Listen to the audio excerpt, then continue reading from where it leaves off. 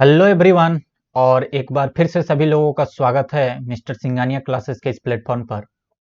और आज हम लोग ट्रिग्नोमेट्री चैप्टर स्टार्ट करने वाले हैं, जैसा कि आप लोग देख चुके हैं थंबनेल पे। और ट्रिग्नोमेट्री चैप्टर डिमांडेड चैप्टर था। काफ़ी बच्चों का कहना था कि सर पहले ट्रिग्नोमेट्री पढ़ा दीजिए, क्योंकि ये समझ में नहीं आ रहा अच्छे से, क्योंकि ये आप लोगों के लिए नया चैप्टर है। क्लास 10th में ही सबसे पहले पढ़ना होता है, तो इसीलिए बच्चों को प्रॉब्लम होती है। तो मैं भी, चूंकि जब क्लास 10th में था तो मुझे भी इस चैप्टर ने बहुत परेशान किया था। शुरू-शुरू में तो मुझे समझ में नहीं आता था कि यार ये हो क्या रहा है। साइन, कॉस, टेन, किसी का किसी के साथ मल्टीप्लाई कर देते हैं, कुछ भी आ जाता है, पता नहीं क्या है ये। लेकिन जब धीरे-धीरे मैंने उसमें प्रैक्टिस शुरू की, तो मुझे रियलाइज़ हुआ कि ये तो बहुत बेहतरीन चैप्टर है। और बेहतरीन चैप्टर इसलिए भी है क्योंकि इसका आगे बहुत यूजेज होने वाला है।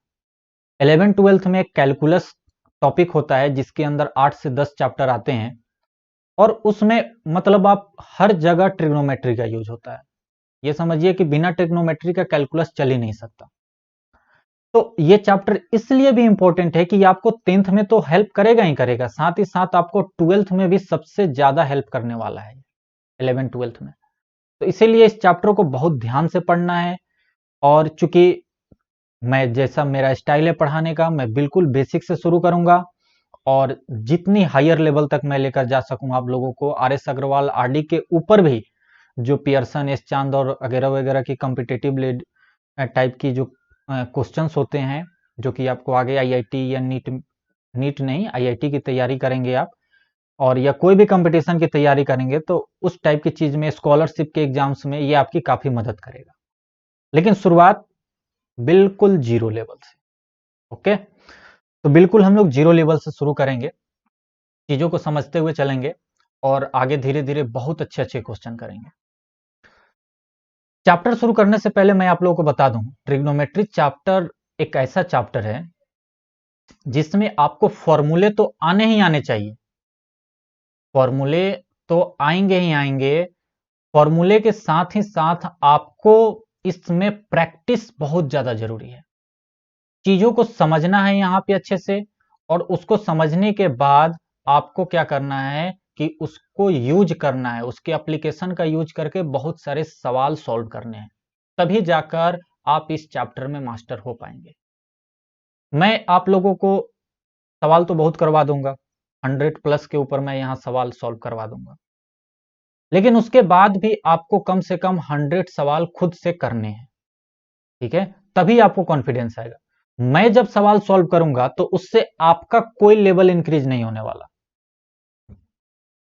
अगर किसी सवाल का सॉल्यूशन मैंने बता दिया तो उसमें आपका क्या माइंड चला? आपने अपने माइंड को मतलब कोई काम तो दिया ही नहीं।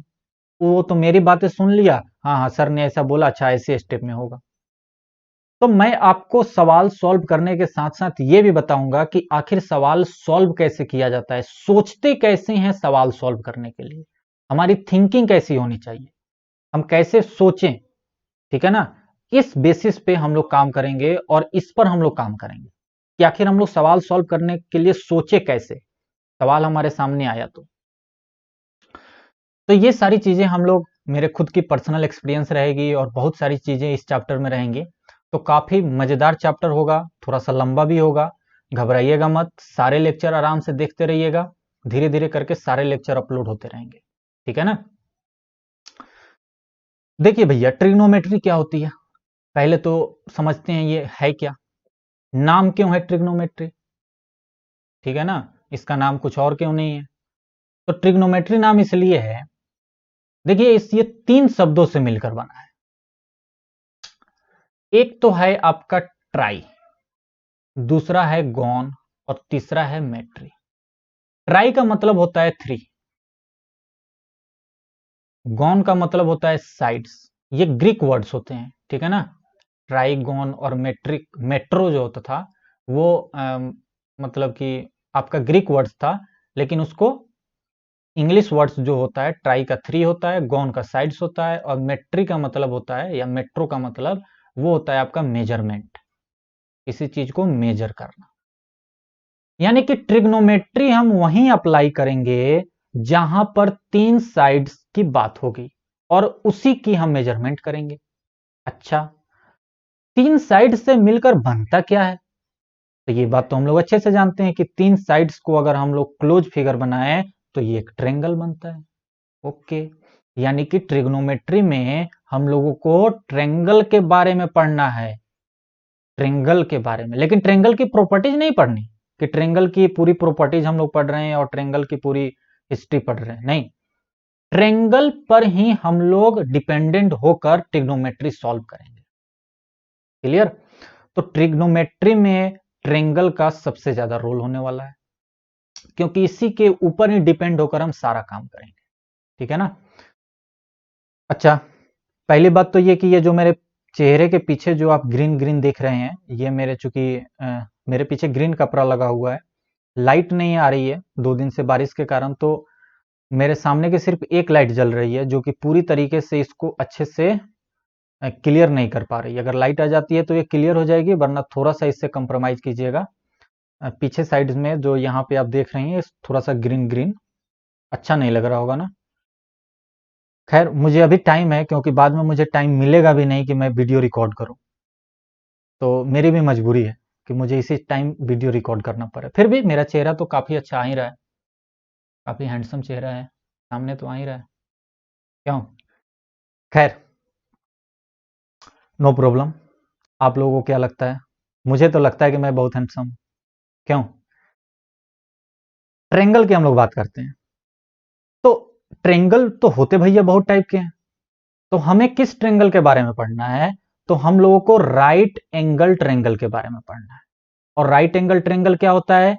राइट एंगल ट्रेंगल होता है जिसका एक एंगल 90 डिग्री जरूर हो, एक एंगल 90 डिग्री जरूर हो, बाकी के दो आपके एक उठी होंगे, नॉर्मल सी बात है, क्योंकि सम 180 होना है। ओके, तो एक एंगल 90 डिग्री जरूर हो, इसको हम लोग कहते हैं राइट एंगल ट्रेंगल। ये RAL नहीं लिखा, राइट एंगल ट्रेंगल लिखा गया है। ओके, तो इस राइट एंगल ट्रेंगल में ही हम लोग ट्रिग्नोमेट्री अप्लाई करेंगे। बात क्लियर हो गई ना? तो ये बात यहां पर क्लियर हो गई कि राइट एंगल ट्रेंगल में हम लोग ट्रिग्नोमेट्री अप्लाई करेंगे। अच्छा, तो क्या नॉर्मल ट्रेंगल जो होता है, क्या इसमें ट्रिग्नोमेट्री अप्लाई नहीं हो सकती क्या? इसमें भी हो सकती है। ये जो नॉर्मल ट्रेंगल होते हैं, इस नॉर्मल ट्रेंगल में भी ट्रिग्नोमेट्री अप्लाई हो सकती है, लेकिन पहले उसको राइट एंगल ट्रेंगल बनाना होगा। क्या बात क्लियर? पहले इसको राइट एंगल ट्रेंगल बनाना होगा। वो कैसे बनाएंगे? 90 डिग्री बना लो। तो मान लो कि हमें इस ट्रेंगल को बनाना है, तो हम क्या करेंगे? ऐसे 90 डिग्री बना लेंगे। देखिए लाइट भी आ गई, ये हो गया आपका 90 डिग्री, ये हो गया आपका 90 डिग्री। तो अब इस ट्रेंगल में हम लोग ट्रिग्नोमेट्री अप्लाई कर लेंगे, और इस ट्रेंगल में ट्रिग्नोमेट्री अप्लाई कर लेंगे, और जो भी सवाल होगा उसको हम लोग अच्छे से सॉल्व कर लेंगे। ओके, ये भी बात समझ में आ गई कि हाँ, ट्रेंगल में हम लोग ट्रिग्नोमेट्री अप्लाई करेंगे। अगर राइट एंगल ट्रेंगल है तो वेल एंड गुड, नहीं है तो हम बना लेंगे और अपना काम कर लेंगे। ठीक है। अच्छा, यहां पे जो सबसे ज्यादा यूज होने वाला है, एक पास्ट की चीज सबसे ज्यादा यूज होने वाली है, जिसका नाम है पाइथागोरस थ्योरम। हम सभी लोग ये जानते हैं कि अगर कोई राइट एंगल ट्रेंगल है, यहां पे 90 डिग्री है, और मान लीजिए ये है आपका थीटा, तो ये एंगल कितना हो जाएगा? 90 माइनस थीटा, क्योंकि सम 180 आना चाहिए। तो अगर थीटा के रिस्पेक्ट में बात करें तो ये आपका बेस होगा। नीचे की तरफ को क्या बोलते हैं? जो नीचे वाली लाइन होती है थीटा के रिस्पेक्ट में, बेस, और इसको हम लोग बोलते हैं परपेंडिकुलर। ठीक है ना? कैपिटल पी से या स्मॉल पी से, कैपिटल पी से ही दिखा देते हैं। और ये होता है आपका हाइपोटेनस, शॉर्ट में इसको एच से दिखा देते हैं। और पाइथागोरस थ्योरम कहता है, पाइथागोरस थ्योरम कहता है कि भैया, जो आपकी सबसे बड़ी साइड्स होती है ये हाइपोटेनस, इसका जब हम लोग स्क्वायर करेंगे तो ये परपेंडिकुलर के स्क्वायर होगा प्लस बेस के स्क्वायर के बराबर होगा। ये आपका पाइथागोरस थ्योरम कहता है। यानी कि अगर इन तीनों साइड्स में से हमें कोई भी दो साइड्स मालूम हो तो हम तीसरा निकाल लेंगे। मान के चलिए ये 10 सेंटीमीटर है, ये आपका 12 सेंटीमीटर है, तो ये हम लोग निकाल लेंगे इसकी मदद से। कोई भी तीन में से दो मालूम हो तो हम तीसरा आराम से निकाल लेंगे। लेकिन अब बात आती है कि अगर राइट एंगल ट्रायंगल में मैं बोलूं कि आपको ये साइड गिवन है और ये साइड गिवन है और ये एंगल कितना होगा बताओ, तो अब आप पाइथागोरस से नहीं बता पाओगे। अब यहां ट्रिग्नोमेट्री शुरू हो जाएगी। अब ट्रिग्नोमेट्री की कंसेप्ट को यूज करके हम इस एंगल को बता देंगे। ट्रिग्नोमेट्री के कंसेप्ट को यूज करके ही हम ये थर्ड वाला साइड भी बता देंगे, ठीक है ना। ये एंगल भी बता देंगे, ये एंगल भी बता देंगे। अच्छा, अगर एक साइड और एक एंगल भी दिया होना तो भी हम ये बचे हुए दोनों साइड भी बता सकते हैं और ये एंगल तो बता ही सकते हैं। तो कहने का मतलब ये है कि अब हमें अगर एक एंगल भी मालूम होगा और कोई एक साइड भी मालूम होगा तो भी हम सब कुछ ट्रायंगल के बारे में बता सकते हैं। यह है ट्रिग्नोमेट्री का पहला कमाल, ठीक है ना। ऐसे अभी कई कमाल देखने को मिलेंगे, पहला कमाल हमने बता दिया आपको। तो इसी के बेसिस पे हम लोग अब आगे बढ़ते हैं, ठीक है ना, इस पहले कमाल के ऊपर। फिर आगे इसके और भी कमाल हैं, तो ये जैसे जैसे कमाल आते जाएंगे आप लोग देखिएगा। तो चलिए सबसे पहले तो आप लोग एक ट्रायंगल बनाइए, राइट एंगल ट्रायंगल बनाइए। बीच में बनाइएगा क्योंकि इसमें बहुत सारी चीजें मैं लिखने वाला हूं। अच्छा नहीं बना क्या? ठीक है, अच्छा ही है, आप लोग अच्छे से बना लीजिएगा स्केल से। ये है आपका 90 डिग्री, ठीक है ना। और आप इसको मान लीजिए कि ये है आपका थीटा, तो ये हो गया आपका 90 माइनस थीटा। ये एंगल मान लीजिए बी है, ये एंगल ए है, ये एंगल सी है। तो मैं बोल रहा था कि ये बेस कहलाएगा, लेकिन किसके रिस्पेक्ट में बेस कहलाएगा? एंगल थीटा के रिस्पेक्ट में बेस कहलाएगा। एंगल ए जो कि थीटा हमने मान रखा है, इसके रिस्पेक्ट में ये बेस कहलाएगा। लेकिन इस एंगल के रिस्पेक्ट में अब ये साइड जो है ये क्या है? परपेंडिकुलर है। तो बेस है विथ रिस्पेक्ट टू ए और परपेंडिकुलर है एंगल ए जिसको कि हम थीटा बोल रहे हैं, और परपेंडिकुलर है विथ रिस्पेक्ट टू एंगल सी।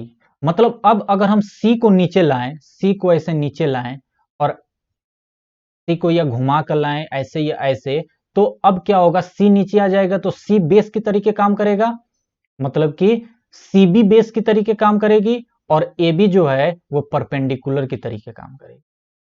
तो इस ट्रेंगल में हमेशा ध्यान रखिएगा भाई कि अगर ट्रेंगल ऐसे बना है, ठीक है ना, और हम इस एंगल को कंसीडर कर रहे हैं तो इस एंगल के रिस्पेक्ट में ये बेस है और ये परपेंडिकुलर है।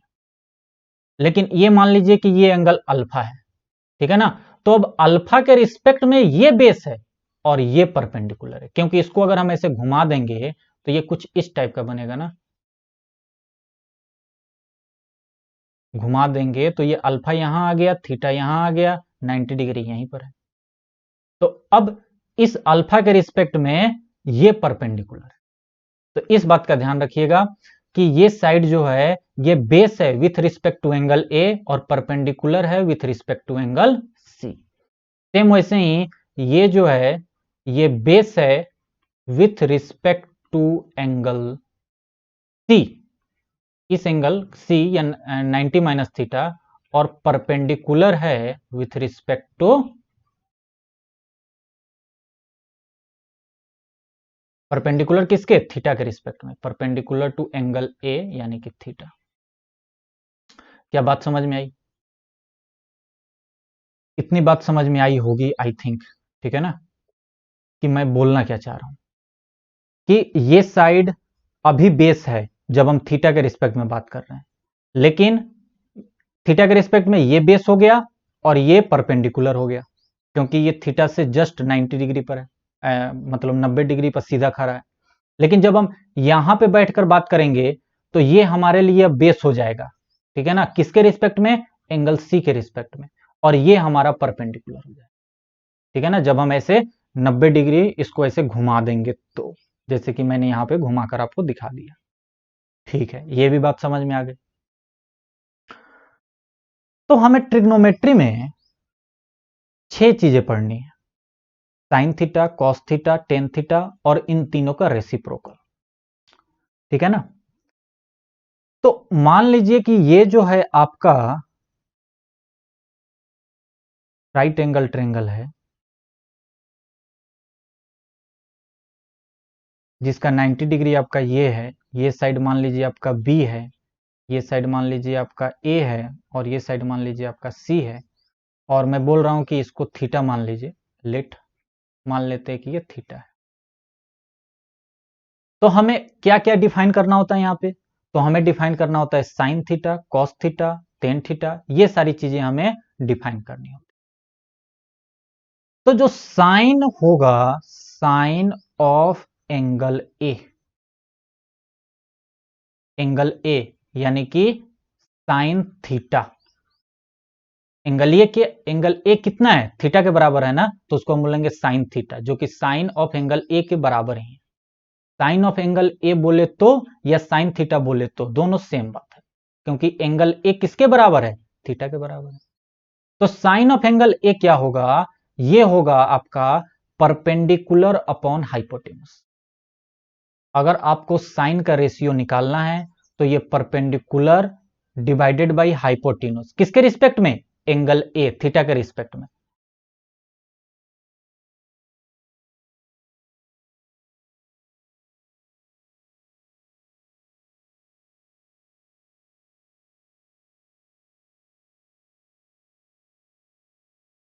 क्या बात क्लियर हो गई? Perpendicular upon hypotenuse. तो परपेंडिकुलर कौन सा है, यहां पे बीसी है, और हाइपोटेन्यूज क्या है भैया, एसी है। तो यानी कि बीसी अपॉन एसी आपका हो जाएगा साइन थीटा। ठीक है ना, जिसको कि हम लोग ऐसे भी लिख सकते हैं शॉर्ट में, परपेंडिकुलर अपॉन बेस, क्योंकि ये हमारा बेस है, ये हमारा परपेंडिकुलर है, और ये हमारा हाइपोटेन्यूज। क्लियर? तो साइन थीटा तो समझ में आ गया, ये होगा आपका perpendicular upon base, perpendicular upon hypotenuse, ये होगा आपका perpendicular upon hypotenuse, that is the AC. तो साइन को हम लोग ऐसे डिफाइन करते हैं, साइन ऑफ एंगल ए कैसे डिफाइन करेंगे, परपेंडिकुलर अपॉन हाइपोटेन्यूज। अच्छा, साइन ऑफ एंगल सी कैसे डिफाइन होगा बताइए। सी के रिस्पेक्ट में अब साइन की वैल्यू कितनी होगी, तो सी के रिस्पेक्ट में साइन की वैल्यू परपेंडिकुलर अपॉन हाइपोटेन्यूज ही रहेगी, लेकिन अब परपेंडिकुलर हो जाएगा ए बी, और हाइपोटेन्यूज तो एसी रहेगा ही रहेगा। बात समझ में आई? तो अभी हम लोग सब कुछ थीटा के रिस्पेक्ट में लिख रहे हैं, तो थीटा के रिस्पेक्ट में लिखते जाते हैं, ये 90 माइनस थीटा हम लोग आगे देख लेंगे। ठीक है, कॉस थीटा क्या होता है, यानी कि कॉस ऑफ एंगल ए, ये होता है आपका base divided by hypotenuse, base divided by hypotenuse.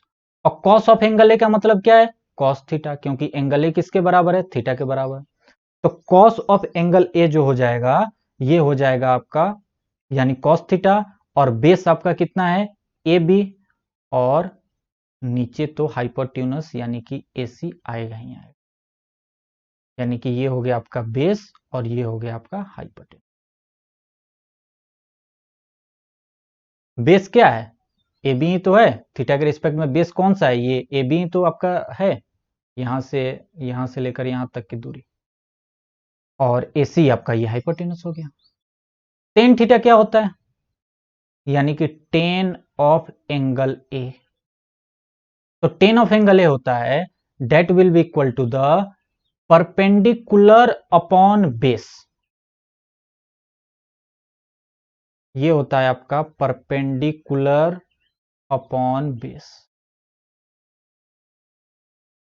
अच्छा, टेन ऑफ एंगल ए का मतलब क्या हुआ, टेन ऑफ एंगल ए का मतलब हो गया टेन थीटा, क्योंकि एंगल ए थीटा के बराबर है, और परपेंडिकुलर क्या है, बीसी है, और बेस क्या है, ए बी है, यानी कि ये ऊपर वाला परपेंडिकुलर है और नीचे वाला बेस। तो ये हो गया आपका tan थीटा। तो बस हमें यही 3 चीजें याद करनी है। सबसे पहले स्टेप पर हमें ये 3 चीजें याद कर लेनी है कि साइन थीटा का मतलब होता है जो थीटा हमने देख रहे हैं उस थीटा का परपेंडिकुलर और उस थीटा से जुड़ा हुआ हाइपोटेनस। कॉस थीटा का मतलब होता है उस थीटा से जुड़ा हुआ बेस और डिवाइडेड बाई हाइपोटेनस। और टेन थीटा का मतलब होता है कि परपेंडिकुलर अपॉन बेस। इतनी तो बात समझ में आ गई साइन, कॉस और टेन में। लेकिन इसके अलावा भी 3 होते हैं जो कि इन तीनों का रेसिप्रोकल होता है। वो क्या क्या है वो भी देख लेते हैं। चौथा जो होता है वो होता है आपका कोसेक थीटा। ये जो है ना, ये साइन थीटा का रेसिप्रोकल होता है। तो बताइए साइन थीटा क्या था? साइन थीटा था आपका परपेंडिकुलर अपॉन हाइपोटेन्यूज। तो कोसेक थीटा क्या बन गया?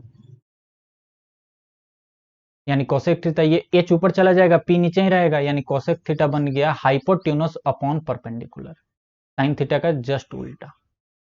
बात समझ में आ गई? वैसे ही अगर हम बात करें सेक थीटा की, तो सेक थीटा होता है 1 अपॉन कॉस थीटा। तो कॉस थीटा कितना होता है बताइए? तो ये होता है बेस अपॉन हाइपोटेन्यूज। तो यानी कि सेक थीटा की वैल्यू कितनी हो जाएगी? हाइपोटेन्यूज ऊपर चला जाएगा, बेस नीचे रह जाएगा, यानी एच अपॉन बी। और अगर हम बात करें कॉट थीटा, अब ये सब नाम आप लोगों के लिए थोड़े से नए लग रहे होंगे, तो इन सब नामों को याद कर लीजिएगा कि ये 6 वैरायटी की चीजें हम लोग ट्रिग्नोमेट्री में यूज करते हैं। साइन, कॉस, टेन, और इन तीनों का रेसिप्रोकल है कॉसेक, सेक और कॉट। तो कॉट किसका रेसिप्रोकल है? टेन थीटा का। कॉट थीटा किसका रेसिप्रोकल है? टेन थीटा का। यानी 1 अपॉन टेन थीटा कितना होता है? Perpendicular upon base. तो बेस ऊपर चला गया, परपेंडिकुलर नीचे रहेगा। तो ये हो गया आपका कॉट थीटा। तो कहने का मतलब ये है कि बस इसी 6 शब्द के साथ हमारी ट्रिग्नोमेट्री की शुरुआत होती है और एंड अप होता है। यही 6 चीजें बार बार आएंगी। इन्हीं सारी 6 ट्रिग्नोमेट्रिक रेशियोज जिनको बोला जाता है। रेशियो इसलिए बोलते हैं क्योंकि एक चीज का हम दूसरे से कंपेयर कर रहे हैं। Perpendicular upon hypotenuse, base upon hypotenuse, यानी ऊपर कोई वैल्यू डिवाइडेड बाई नीचे कोई वैल्यू, तो रेशियो ही हुई ना। एक चीज से दूसरे चीज को कंपेयर कर रहे हैं तो उसको हम लोग रेशियो ही तो बोलते हैं। इसीलिए इस चीज को बोला जाता है ट्रिग्नोमेट्रिक रेशियो। और इन 6 चीजों की वैल्यू क्या होती है in the behalf of triangle, वो भी मैंने आपको बता दिया कि साइन थीटा होता है perpendicular upon hypotenuse, cos theta होता है बेस अपॉन हाइपोटेनस, और टेन थीटा होता है परपेंडिकुलर अपॉन बेस। लेकिन ध्यान रखने योग्य बात है कि अगर हम थीटा इसको मान रहे हैं तो हमें बेस ये मानना होगा और परपेंडिकुलर ये मानना होगा। अगर हम थीटा ये मानते तो हमारे लिए बेस अब ये हो जाता और परपेंडिकुलर ये हो जाता। इस बात का ध्यान रखना है। सवाल मैं सॉल्व करवाऊंगा तो वहां और ज्यादा क्लियर हो जाएगा। अब देखिए, इसको याद करने का एक ट्रिक भी होता है, वो देख लीजिए क्या होता है। मतलब वैसे तो देखिए, शॉर्ट ट्रिक जो है ना, याद करने में जितना समय लगेंगे उससे अच्छा है कि आप ऐसे ही याद कर लें। लेकिन फिर भी याद करने का तरीका होता है, वो देख लीजिए। मेरे टीचर ने बताया था। पंडित बद्री प्रसाद, लिख लीजिएगा चाहे तो, अभी पूरा पहले मुझे लिख लेने दीजिए। पंडित बद्री प्रसाद हर हर बोल, सोना चांदी तौल। कैपिटल ही ले लीजिए, स्मॉल लेने की क्या जरूरत है।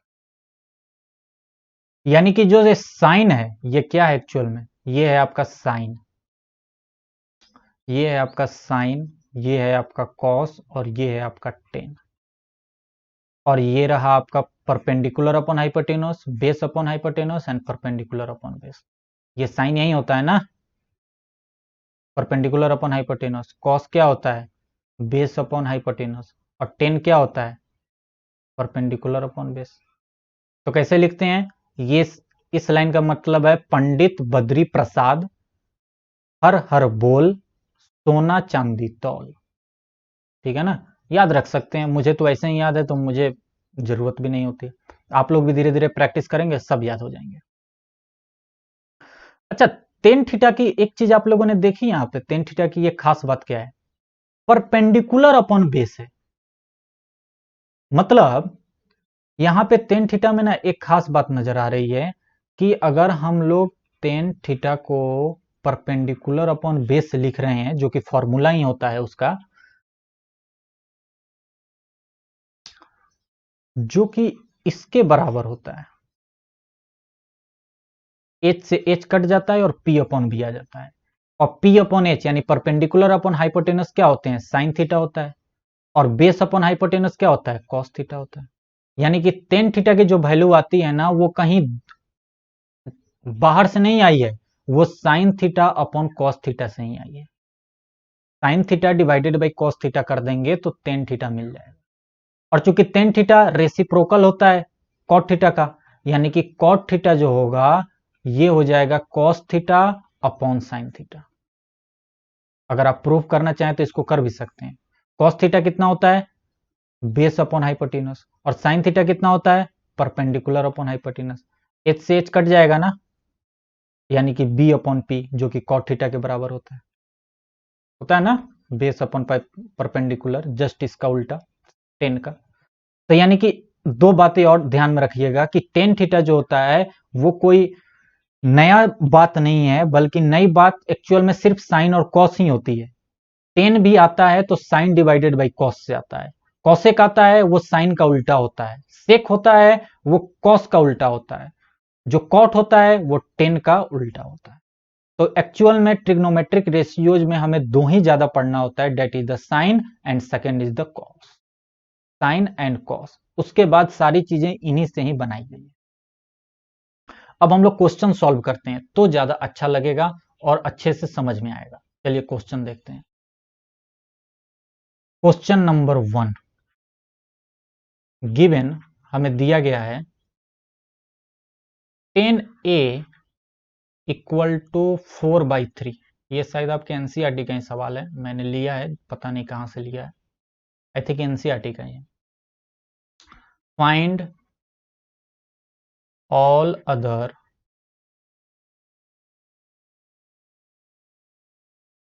ट्रिगोनोमेट्रिक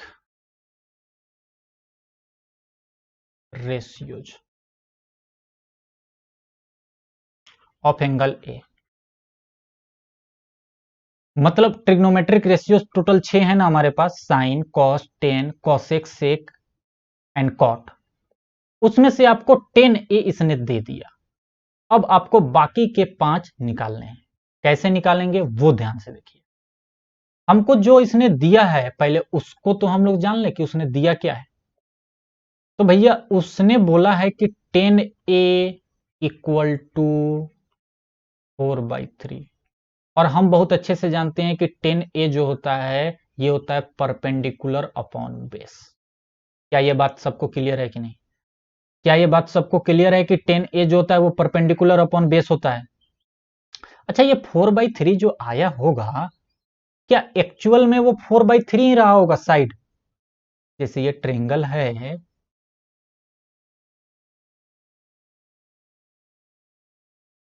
ये जो आपका ट्रेंगल दिख रहा है, ये ट्रेंगल जो है, क्या ये 4/3 ही एक्चुअल रहा होगा क्या?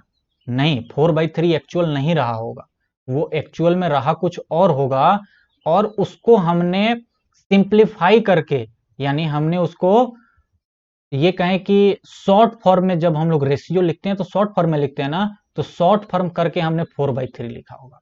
यानी कि परपेंडिकुलर अपॉन बेस, अगर इसको हम एंगल ए मानते हैं, ये साइड ए है तो ये एंगल ए मानते हैं हम, इसको एंगल, ये साइड बी, ये पॉइंट सी, तो ये तो एंगल बी 90 डिग्री होगा। ये हम अगर एंगल ए मानते हैं, मान लेते हैं कि ये थीटा के बराबर है, जो कि एंगल ए है वो थीटा के बराबर है, तो इसके रिस्पेक्ट में परपेंडिकुलर ये हुआ और इसके रिस्पेक्ट में बेस ये हुआ, तो क्या ये 4 और 3 रहा होगा? नहीं, जब 10a हम लिखेंगे तो हम सिंपलेस्ट फॉर्म लिखेंगे, यानी कि यहां पे कुछ रहा होगा 4k डिवाइडेड बाई 3 के टाइप। अब k 1 2 3 कुछ भी हो सकता है इस साइड का लेंथ जो 40 हो, इसका लेंथ 30 हो, तो 40/30 हमने किया तो 4/3 आ गया। बात समझ रहे हैं ना? तो यानी कि 10A जो होगा वो 4/3 भी हो सकता है, और या हम कह सकते हैं कि कुछ मल्टीपल्स ऑफ 4 और मल्टीपल्स ऑफ 3 भी हो सकता है, सेम मल्टीपल्स, तभी तो के से के कटा होगा, 4/3 आया होगा। जैसे कि 40/30 रहा होगा साइड एक्चुअल, लेकिन हमने काट के इसको 4/3 लिख लिया होगा। तो इसीलिए हम लोग के लिख देते हैं। के इसलिए लिख देते हैं क्योंकि हमें एक्चुअल साइज तो नहीं मालूम ना, हमें रेशियो मालूम था 4/3 होता है, लेकिन एक्चुअल साइज का लेंथ क्या है ये हमें नहीं मालूम। तो हमने मान लिया कि वो के टाइम्स था, 4 के के टाइम्स ये परपेंडिकुलर था, और 3 के के टाइम्स ये बेस था। आई थिंक ये बात समझ में आप लोगों को आ रही होगी, ठीक है ना? कंफ्यूज नहीं हो रहे होंगे आप लोग। अब देखिए, अब यहां पे हम लोगों को तीसरी साइड निकालनी सबसे ज्यादा जरूरी है। क्यों?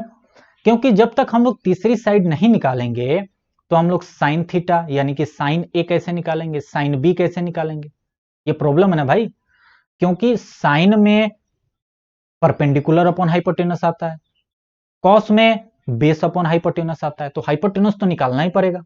तो हमने फिलहाल मान लिया कि ये एक्स है, ठीक है ना? लेट कर लिया कि ये साइड की लेंथ कितनी है, एक्स है।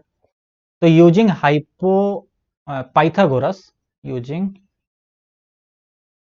पाइथागोरस, जब हम पाइथागोरस थ्योरम का यूज करेंगे तो हम क्या कहेंगे? हम कहेंगे हाइपोटेनस का स्क्वायर यानी कि एक्स का स्क्वायर, ये आपके बेस के स्क्वायर प्लस परपेंडिकुलर के स्क्वायर के बराबर होगा। पाइथागोरस यही तो कहता है। क्या कहता है पाइथागोरस? कि AC का स्क्वायर जो होगा वो AB का स्क्वायर प्लस BC के स्क्वायर के बराबर हो। पाइथागोरस का रूल है ये, तो हमने वो लिख लिया। तो यानी कि एक्स स्क्वायर जो होगा आपका वो हो जाएगा ये 9K square plus 16K square यानी कि 25K स्क्वायर। तो यानी कि x की वैल्यू जो होगी 25K square under root, square root हो जाएगी।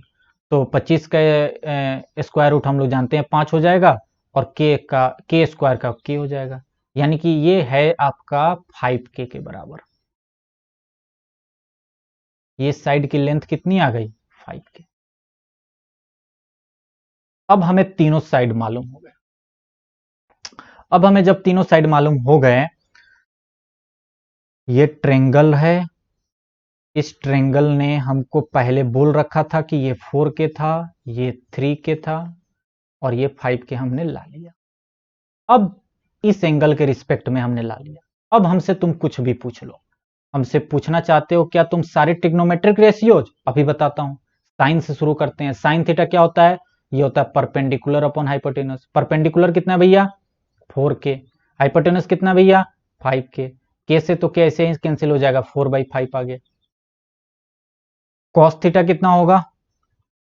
Base upon hypotenuse. बेस कितना है? 3K। हाइपोटेनस कितना है? 5K। के से के कैंसिल, 3/5 हो गया। कॉस थीटा की वैल्यू कितनी हो गई यहां? 3/5। कॉसेक थीटा क्या होता है? ये साइन थीटा का इनवर्स होता है, 1/sin थीटा, यानी कि 1/4/5, यानी कि 5 ऊपर चला जाएगा, 4 नीचे। चाहे तो आप इसका फॉर्मूला भी लिख सकते हैं कि कोसेक थीटा जो होगा वो हाइपोटेन्यूज अपॉन परपेंडिकुलर होगा, और हाइपोटेन्यूज की वैल्यू ऊपर डाल दो और परपेंडिकुलर की वैल्यू नीचे डाल दो, जैसी आपकी मर्जी। सेक थीटा क्या हो जाएगा? कॉस थीटा का उल्टा हो जाएगा, यानी 1/cos थीटा, यानी कि 1/3/5, यानी कि 5/3। टेन थीटा तो आप निकाल ही चुके हैं। कॉट थीटा हम देखते हैं। टेन थीटा तो क्वेश्चन में ही गिवन था ना भाई, तो 1/tan थीटा होता है कॉट थीटा। तो यानी 1/, इसकी वैल्यू कितनी दी गई थी? इसकी वैल्यू दी गई थी 4/3। दिस इज द 4/3, यानी कि ये आ गया 3/4।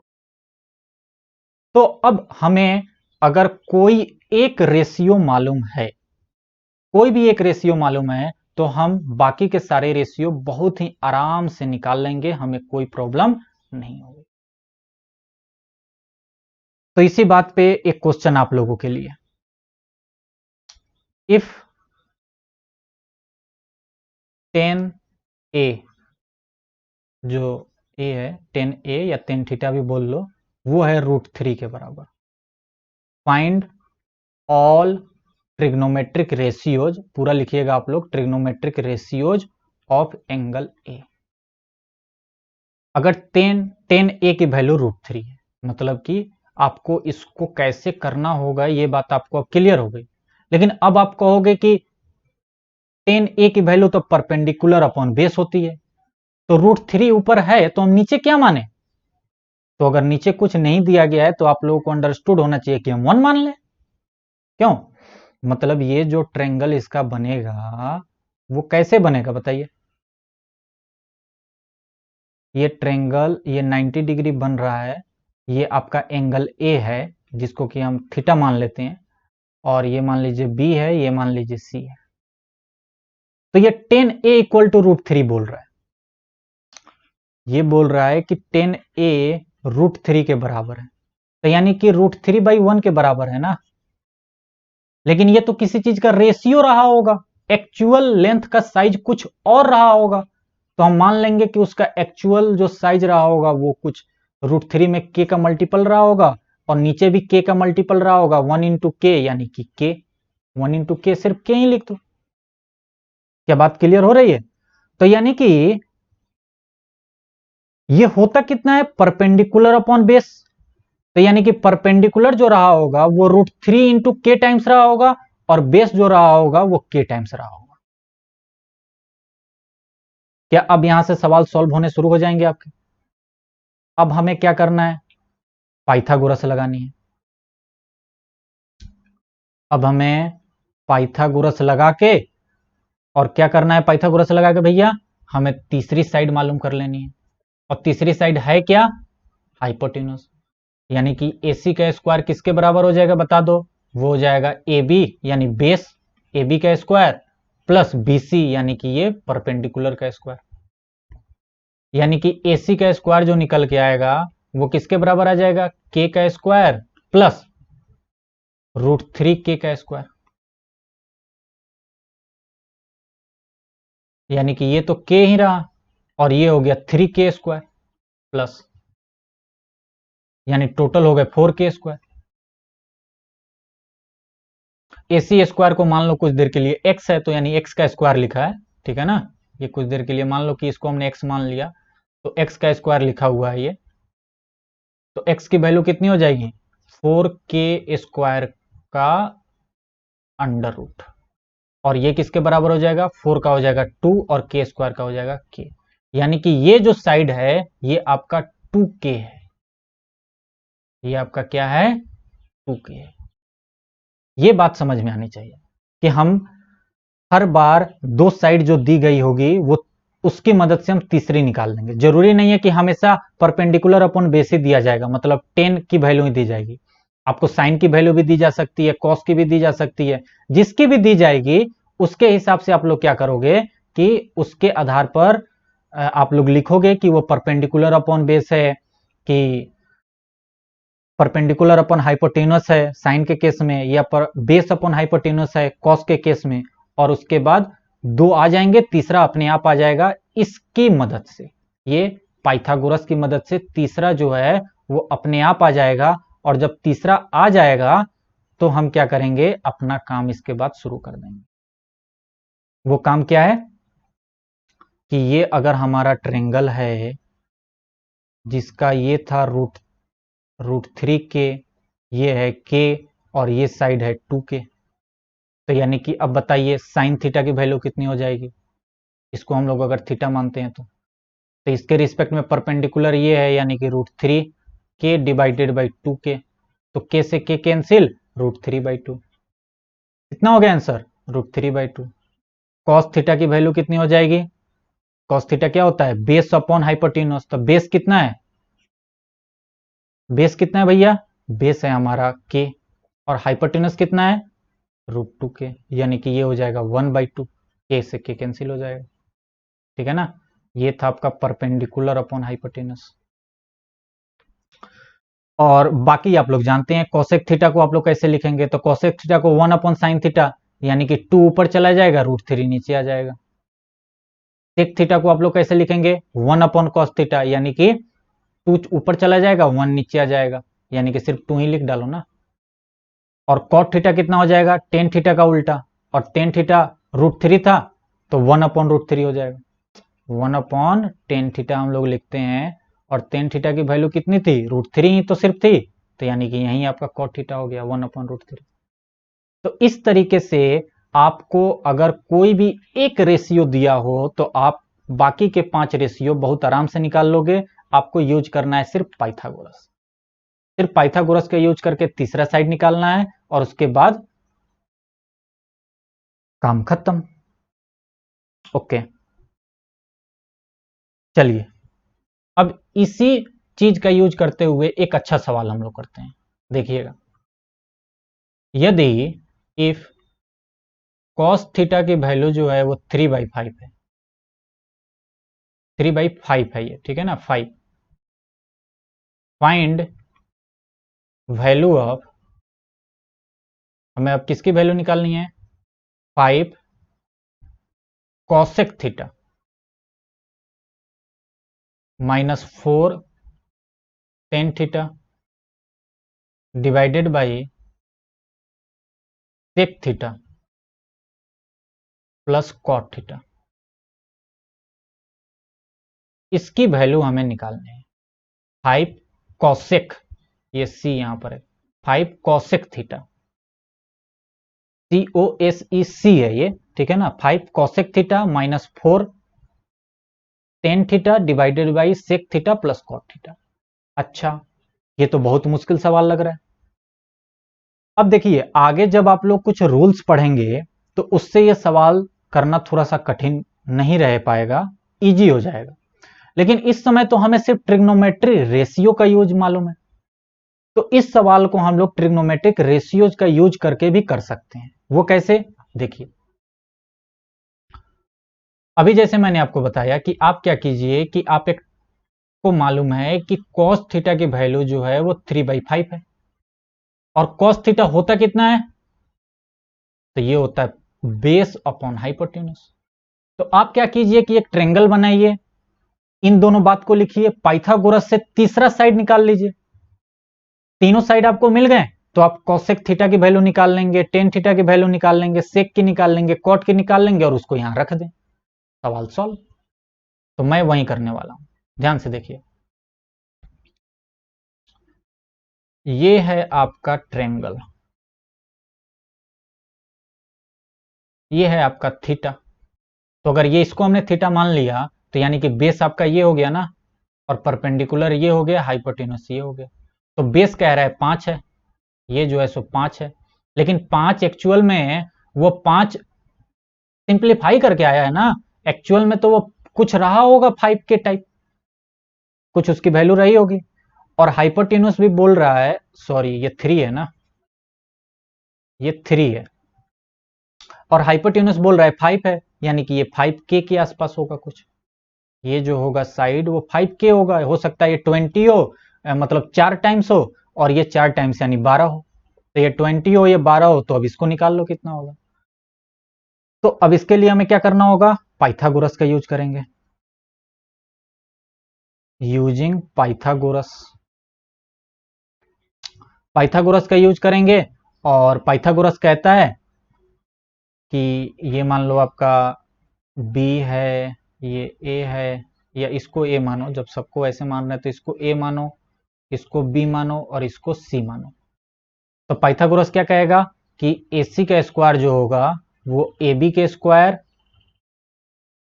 प्लस BC के स्क्वायर के बराबर होगा, और AC हमें दिया गया है 5K, AB भी हमें दिया गया है 3K, और BC हमें नहीं मालूम है, तो BC को हम फिलहाल मान लेते हैं कि ये x के बराबर है, तो यानी कि x का स्क्वायर, ठीक है ना। तो अब इसको निकाल लो, ये हो गया आपका 25K स्क्वायर, ये हो गया आपका 9K स्क्वायर, और ये हो गया आपका x स्क्वायर। तो यानी कि इधर आकर ये माइनस होगा ना,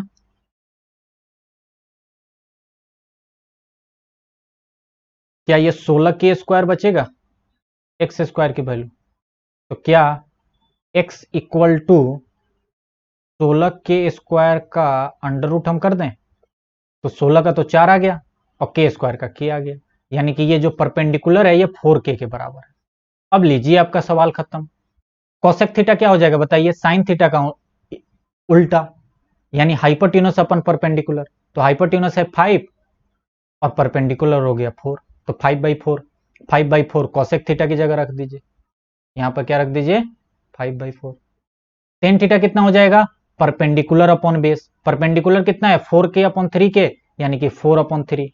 यहां पर रख दीजिए 4/3। वैसे ही सेक थीटा और कॉट थीटा मैं सॉल्व ही कर देता हूं, ठीक है ना। क्या था question? 5 cosec theta -4 tan theta divided by sec theta plus cot theta. और हमारा ट्रेंगल जो आया था वो क्या आ गया था?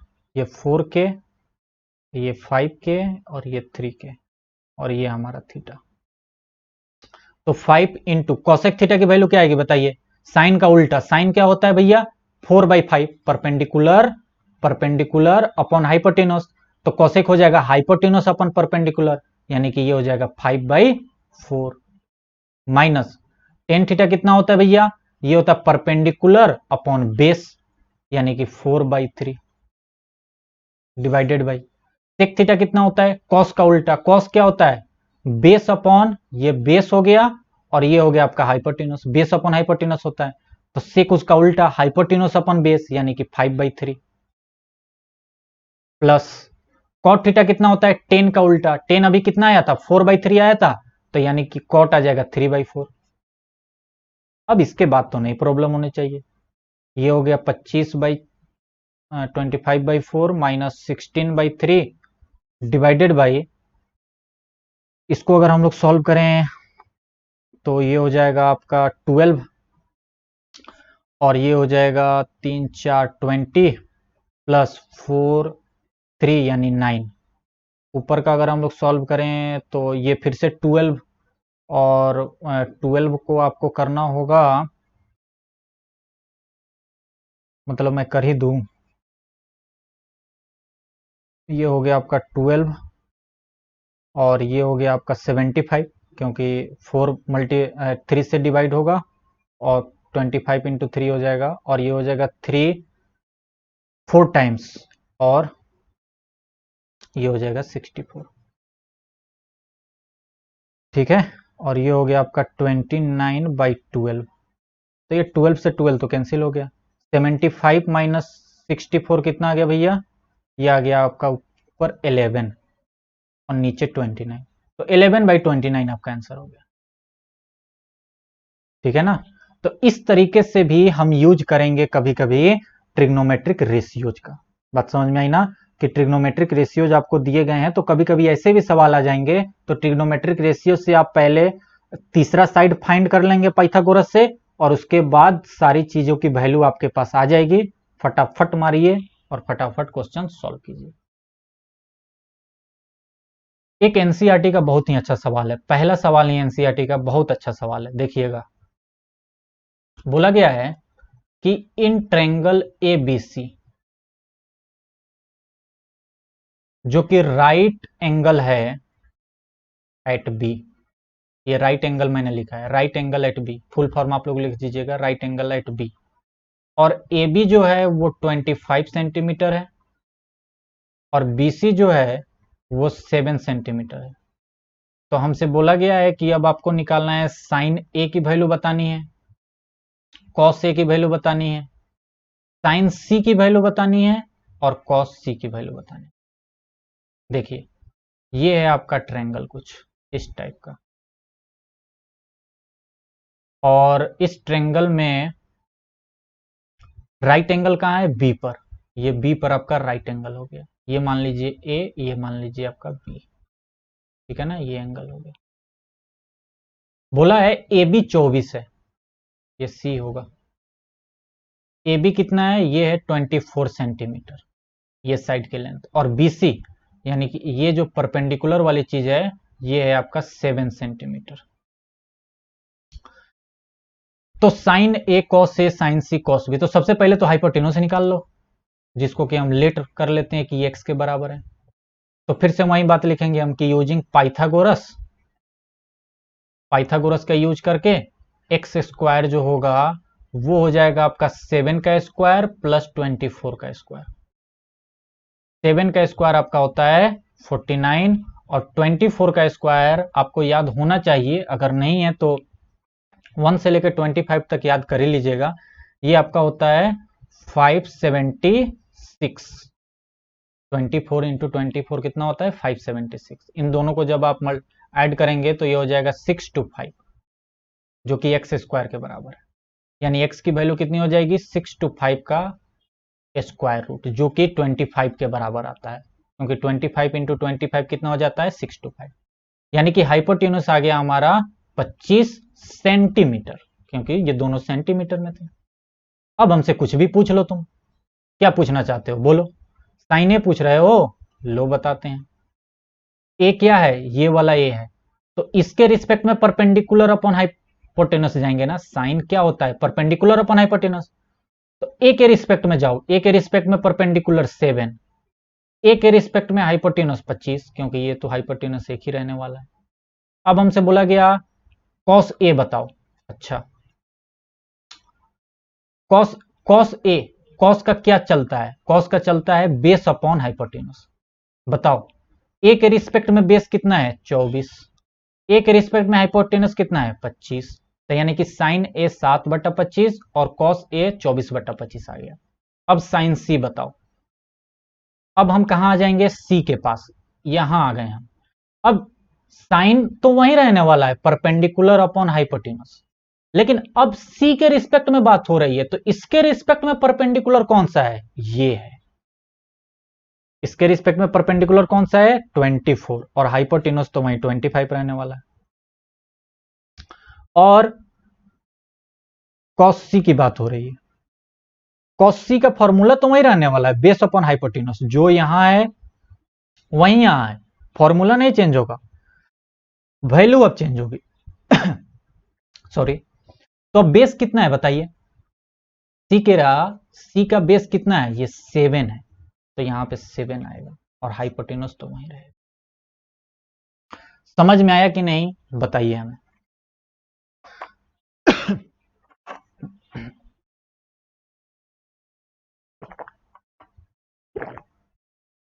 मेरे कहने का मतलब है कि हम एंगल के रिस्पेक्ट में देखेंगे कि ए के बारे में बात हो रही है, तो ए का परपेंडिकुलर कौन सा है, ए का परपेंडिकुलर ये है और बेस ये है, लेकिन इस सी का अब परपेंडिकुलर ये है और बेस ये है। बात समझ में आई ना। तो इस बात का ध्यान रखिएगा सवाल सॉल्व करते समय कि कौन से एंगल के बारे में बात हो रही है।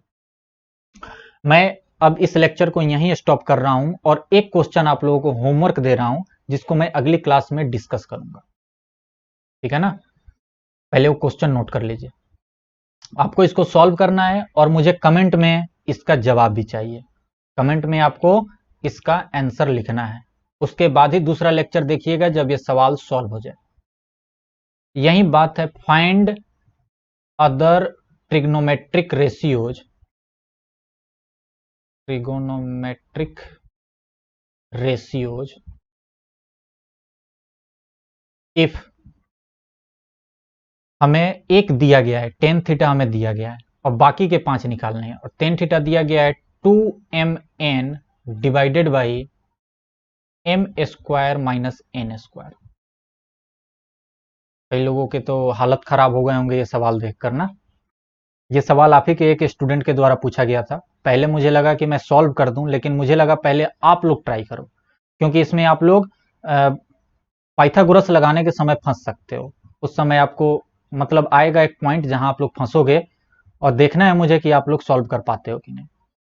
तो अगर आंसर ना लिख पाओ तो कमेंट में ये जरूर लिखना कि यस सर मैंने सॉल्व कर दिया, ठीक है ना। और बाकी सब आप जब निकालोगे तो मैं आंसर एक का बता देता हूं कि जब आप निकालोगे तो साइन थीटा की वैल्यू जो निकल के आएगी वो निकल के आएगी 2mn divided by m square plus n square. ठीक है ना, 2mn divided by M square plus N square, ये साइन थीटा की वैल्यू आएगी। तो बाकी के आपको निकालने हैं। अगर आपका आंसर साइन थीटा इतना आ जाता है तो समझिए आपने सही किया है, और इसको आप लोग सॉल्व कीजिएगा। दूसरे लेक्चर में मैं इसी टॉपिक पे ट्रिग्नोमेट्रिक रेशियोज पर ही अभी 8 से 10 सवाल करवाऊंगा। अभी ये चैप्टर खत्म नहीं हुआ है, ठीक है ना। लेकिन आप लोग एनसीईआरटी के सारे क्वेश्चन कर सकते हो, सिर्फ एक क्वेश्चन को छोड़ के, that is the question number 6। Question number 6 को छोड़ के आप लोग सारे सवाल एनसीईआरटी के कर सकते हो, इतने काबिल आप लोग हो गए। एनसीईआरटी के सारे सवाल आप लोग करेंगे। मैं नेक्स्ट क्लास में ये सारा डिस्कस भी करूंगा, सारे सवाल। लेकिन आप लोग अब एलिजिबल हो गए हो कि एक्सरसाइज 8.1 आप लोग पूरा कर लो। अगर एक्सरसाइज 8.1 पूरा करने में तकलीफ हो रही है, except question number 6, question number 6 नहीं करना भी आप लोगों को, तो आप समझिए कि सही रास्ते पर हैं, वरना अधिक मेहनत की जरूरत है। और इसमें क्वेश्चन थोड़े से घुमाए गए हैं, बाकी कोई ऐसी बात नहीं है कि बहुत ज्यादा वो हैं, थोड़े से घुमाए गए हैं। मैंने आपको डायरेक्ट डायरेक्ट करवाए हैं, इन्होंने थोड़ा सा घुमाया है। तो वहीं तो मुझे भी चेक करना है कि आप लोग कर पा रहे हो कि नहीं। अरे डायरेक्ट डायरेक्ट थोड़ी ना, वो एक कहावत है ना, देखो एक बहुत अच्छी कहावत है कि अगर चना चबाने आ गया ना तो हलवा अपने आप खा लोगे। बात समझ गए। तो कठिन सवाल और घुमावदार प्रॉब्लम जो इसमें ट्विस्ट हो, उस टाइप के सवाल सॉल्व कर लिए तब तो नॉर्मल क्वेश्चन आराम से कर लोगे। तो इसीलिए इसमें कुछ क्वेश्चन ट्विस्टेड हैं, थोड़े से घुमाए गए हैं, लेकिन सारे इस ट्रिग्नोमेट्रिक रेशियोज के ऊपर ही बेस हैं। अब देखना है कि आप सॉल्व कर पाते हैं कि नहीं। अगर आपके स्कूल में एक बार करा दिया गया होगा तब तो आप आराम से कर लोगे, अगर नहीं कराया गया तो जरा देखिएगा कि कहाँ कहाँ दिक्कत आ रही है। फिर नेक्स्ट लेक्चर में तो सब कुछ क्लियर हो ही जाएगा, ठीक है ना। चलिए फिर आज की क्लास यहीं पर स्टॉप करते हैं, और मिलते हैं हम लोग नेक्स्ट क्लास में। और ये आप लोग सॉल्व कीजिए एक्सरसाइज 8.1, और इस वाले क्वेश्चन को भी सॉल्व कीजिएगा आप लोग, ताकि आप लोगों को भी प्रैक्टिस हो। 1 घंटे का लेक्चर हो ही गया लगभग, ठीक है ना। तो चलिए मिलते हैं नेक्स्ट लेक्चर में, तब तक के लिए बाय, जय हिंद।